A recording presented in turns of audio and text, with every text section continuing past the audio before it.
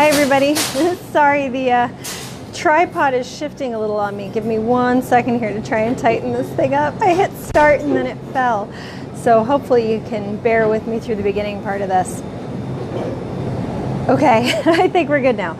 So hi everybody, it's Laura from Green Tree, and today we are talking about cookie dough dip. Now I know this looks like cookie dough, it really does, but it isn't. But it tastes like it. So this is just kind of a quick fun one. I first discovered this years ago and I love this stuff. It tastes really, really good. I'm sorry, this shifted so you're seeing a whole lot of ceiling. I'm sorry about that, guys. Let's try that. There we go. Now you can see all the beautiful produce and stuff behind me. Okay, so cookie dough dip. This is a recipe, I believe it originally comes from Chocolate Covered Katie, and that's where I got the version that I use today. So if you're curious about the full recipe, go to chocolatecoveredkatie.com and you can find it there.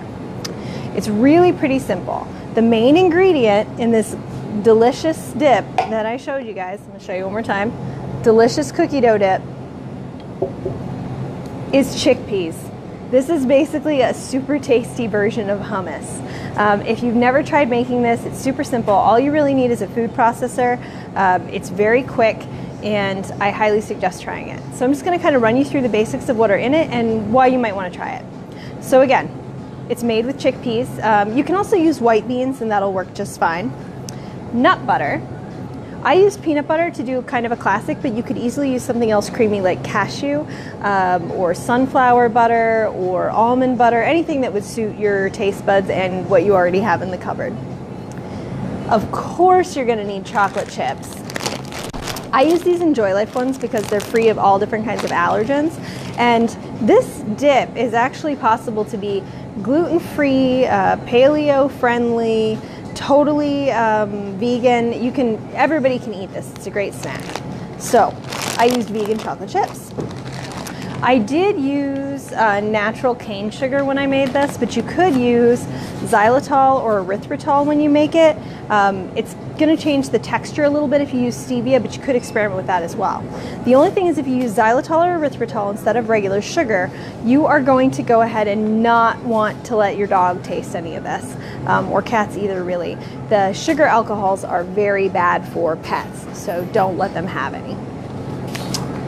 The other ingredients in this are very simple: salt, baking powder, vanilla, and a little bit of oats. Now, I used regular oats. You could use gluten-free oats. You could also use flax seeds, and you could probably do this with chia seeds too. It's just, this is the ingredient that's going to thicken it up so that when I stand this bowl up, it stays in there. The other part of that is that this has been refrigerated overnight. I like that stiff from the tube cookie dough texture when I eat it myself, but you can definitely serve it at room temperature if you want it a little softer.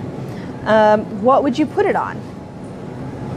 I'm using these little gluten-free graham crackers today. It's a really great combo with that cookie dough flavor. It would also be great on something like sliced apples or pears. And either way, it's possible to have this be a snack that everybody's pretty much going to enjoy, and just about everybody can eat, because you can make it, again, paleo-friendly, diabetic-friendly, gluten-free, vegan. If you use a seed butter instead of a nut butter, it can be nut-free.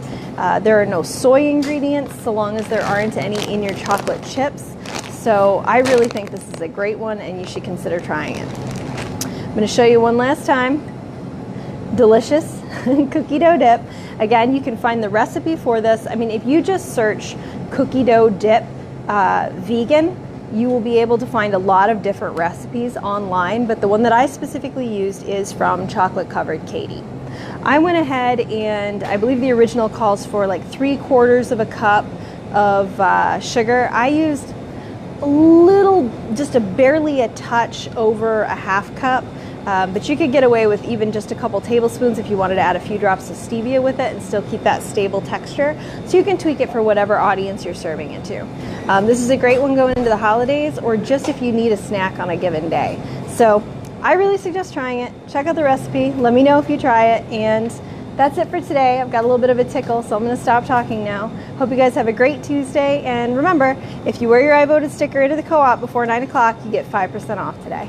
So have a great Tuesday. Bye, guys.